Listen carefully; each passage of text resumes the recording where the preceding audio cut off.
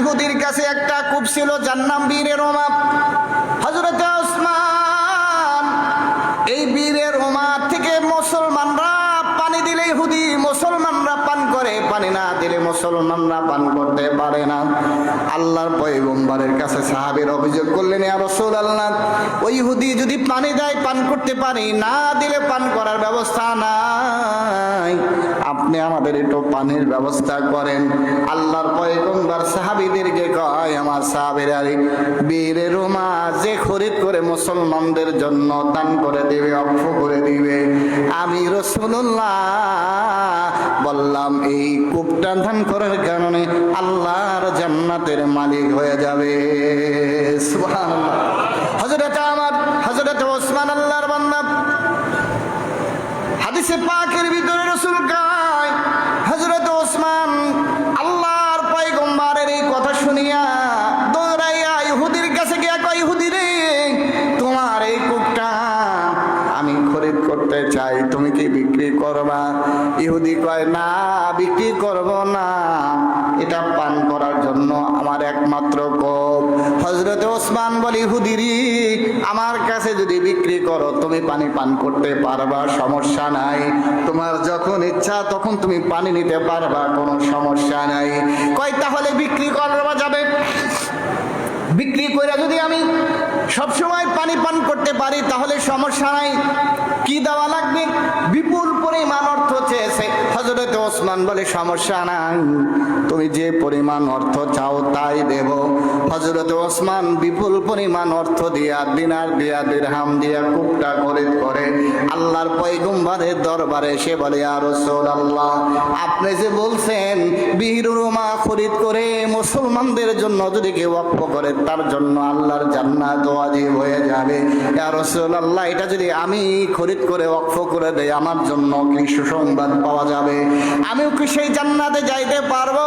আল্লাহর পয়গম্বর বলে, ওসমান, তুমিও পাবে। হযরত ওসমান চুক্তিনামাটা, ওই কূপ খরিদ করার চুক্তিনামাটা আল্লাহর পয়গম্বরের হাতে তুলে দেয়া বলে, ইয়া রাসূলুল্লাহ, এই কূপের মালিক আমি এইটা জান্নাতের বিনিময় মুসলমানদের জন্য ওয়াকফ করে দিলাম। জোরে বলেন সুবহানাল্লাহ, জবান খুলে বলেন সুবহানাল্লাহ। শুধু তাই না, আল্লাহর বান্দা, হযরত ওসমানের আলোচনাও যদি করি, কয়েক ঘন্টা হযরত ওসমানের আলোচনাই করা যাবে। মদিনায় দীর্ঘদিন অনাহার, অভাব অনটন দেখা যায়, দুর্ভিক্ষ দেখা যায়, বাজারে কোনো খাবার নাই। বাজারে খাবার থাকলে যার টাকা আছে খরিদ করতে পারবে, কিন্তু এমন অভাব অনটন দুর্ভিক্ষ দেখা দেয়, বাজারেই খাবার নাই, মানুষ খাবার কেমনে খরিদ করবে? অনেক দিন হয়ে যায়, মানুষ খুব কষ্টে কালাপ্তিপাত করে, মানুষের অনেক কষ্ট হয়ে যায়, তারা জীবন যাপন করতে। বাজারে খাবার নাই, মানুষের বাসায়ও খাবার নাই, বুড়াদের কষ্ট হয়, বাচ্চাদের কষ্ট হয়, গর্ভবতী মাদের কষ্ট হয়। এমন সময় সিরিয়া থেকে, শাম থেকে 1000 উট বোঝাই বিভিন্ন ধরনের বাজার, বিভিন্ন ধরনের পণ্য সামগ্রী হযরতে ওসমান রাদিয়াল্লাহু তাআলা আনহুর বাসার সামনে হাজির হয়ে যায়। হযরতে ওসমানের বাসার সামনে 1000 উট ভর্তি বিভিন্ন ধরনের খাবার, ফল মূল, শাক সবজি শাম দেশ থেকে হযরত ওসমানের বাসার সামনে হাজির হইয়া যায়। এই কথা যখন মদিনার ব্যবসায়ীদের কানে চলে যায়, মদিনার পাইকার ব্যবসায়ীরা হযরত ওসমানের কাছে আসছে। হযরত ওসমানকে ডেকে বলতেছে, ওসমান, আপনার বাসার সামনে দেখলাম হাজার হাজার ওট ভর্তি করা খাবার সামগ্রী, আপনি আমাদের কাছে বিক্রি করে দেন, আমরা মদিনার অলিতে গলিতে গিয়া গিয়া বিক্রি করব, এর বিনিময় মানুষের উপকার হবে, আমরা বেশি লাভ করব না, সামান্য লাভের বিনিময় মানুষের খাবার পৌঁছায় দেব। হযরতে ওসমান বললেন, কেমন লাভ দিবা তোমরা? বলতেছে 1 দিরহাম। কয় না, আরো দেওয়া লাগবে 2 দিরহাম, না আরো দেওয়া লাগবে 3 দিরহাম। এমনি করতে করতে 2, 4, 5 দিরহামের কথা যখন বলে, কয় না, এটাও হবে না। এই পাইকাররা রাগান্বিত হইয়া বলতেছে, ওসমান, আমরা ব্যতীত মদিনায় কোনো পাইকার নাই, আপনি কার কাছে চাইতে আরো বেশি বিক্রি করবেন? হযরত ওসমান বলেন, শোনো, আমি তো তার কাছে বিক্রি করব যার অবস্থাটা হলো মান জাআ বিল হাসানাতি ফালাহু আশরু আমসালিহা ওয়া মান জাআ বিস সাইয়্যাতি ফালা ইউজা ইল্লা মিসলাহা ওয়া হুম লা ইউলামুন। আল্লাহু আকবার বলেন। হযরত ওসমান বললেন, শোনো, আমি তো তার কাছে বিক্রি করব শুধু তোমাদের 1 দিরহাম 2 দিরহাম না, আমি তো তার কাছে বিক্রি করব যে একটা ভালো কাজের বিনিময়, শুধু 1 2 না, যে একটা ভালো কাজের বিনিময় 10টা করে হাসানা আর নেকি আল্লাহ আমার আমলনামায় দান করে দিবেন। সুবহানাল্লাহ।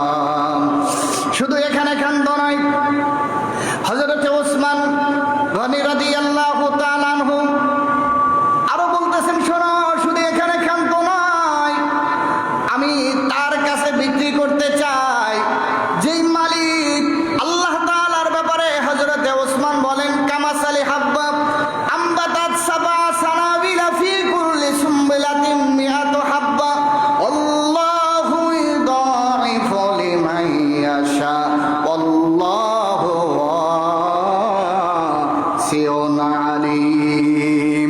আমি তো তার কাছে বিক্রি করতে চাই যে 1 টাকার বিনিময় শুধু 10 টাকা না, যে 1 টাকার বিনিময়, 1টা টাকা দান করার বিনিময় আমারে 700 দিরহাম দিবে। শুধু এখানে ক্ষান্ত নয়, আল্লাহু ইউদাইফু লিমান ইয়াশা, আল্লাহ চাইলে সেটা আরো ডবল ডবল দিতে পারে বেহিসাব যেই মালিক দান করবে। আমি ওই আল্লাহকে খুশি করার জন্য আমার হাজার হাজার উট ভর্তি খাবার আমি মদিনার সমস্ত মানুষদের হাদিয়া দিয়ে দিলাম। আল্লাহু আকবার। দুর্ভিক্ষ অনাহার, এই টাইমে ওনার উচিত ছিল 1 টাকার মাল 10 টাকায় বিক্রি করা, 100 টাকার মাল 1000 টাকায় বিক্রি করা। আমাদের যেটা স্বভাব, বাঙালিদের যেটা, কাদের স্বভাব এটা? আওয়াজ দিয়ে কন না কে? কোন আমাদের স্বভাব? কাদের স্বভাব বলেন? আমাদের স্বভাব। কাদের স্বভাব? আমাদের স্বভাব। মানুষের কথা গায়ে লাভ কি? এটা আমার স্বভাব, আপনার স্বভাব। দুর্ভিক্ষের সময়, বিপদের সময় মানুষে আরো কি করে ফেলা? বিপদে ফেলা। কল্যাণের জন্য উনি নিজে এটা না করে বলতেছেন, আমি সব মদিনার মানুষ, মদিনাতুর রাসূলের জন্য আমি ওয়াকফ করে দিলাম, হাদিয়া দিয়ে দিলাম। আল্লাহু আকবার বলেন। এই জন্য আল্লাহর বান্দা, লম্বা করার সময় হবে না, আমি খুব সহজে আপনাদের কাছে আল্লাহর পয়গম্বরের হাদিস শোনেন। আল্লাহর পয়গম্বর সাহাবায়ে কিরামদেরকে বলে, শোনাব। সাহাবায়ে কিরাম বললেন, ইয়া রাসূলুল্লাহ, সবচেয়ে দামি মানুষকে? আল্লাহর পয়গম্বরের কাছে যখন মানুষ জিজ্ঞাসা করতে চায়, আল্লাহ রাসূল বলেন, আহাব্বুন নাসি ইলাল্লাহি তাআলা আনফাহুম লিন্নাস, মানুষের কাছে সবচাইতে দামি হলো সে যে অপর মানুষের কল্যাণ করে। সুবহানাল্লাহ। অন্য হাদিসের ভিতরে রাসূল বলেন, খায়রুন নাস আনফাহুম লিন্নাস, মানুষের ভিতরে সবচাইতে আমার কাছে পছন্দনীয় হলো ওই ব্যক্তি যেই ব্যক্তি আমার অপর বান্দার কল্যাণ কামনা করে, সেই হলো সবচাইতে দামি। আমি আপনাদের কাছে জানতে চাই, আল্লাহর কাছে কে কে দামি হইতে চাই? কারা কারা দামি হইতে চাই? আমি কি আমার কথা বললাম না আমার রাসূলের কথা বললাম? আমার রাসূল কি বলছেন? খায়রুন নাস আনফাহুম লিন্নাস, সবচাইতে দামি তো সে যে আরেকজনের কল্যাণে আসে। আমরা কি মানুষের কল্যাণ করব কি করব না? আওয়াজ দিয়ে বলেন, করব কি করব না? আল্লাহ আমাদেরকে কবুল করেন, বলেন আল্লাহুম্মা আমিন। আল্লাহ আমাদের সবাইকে কবুল করেন, বলেন আমিন। হাত নামান। এই সম্পর্কে আমার লম্বা আলোচনা আছে, আরো করা যাবে ইনশাআল্লাহ।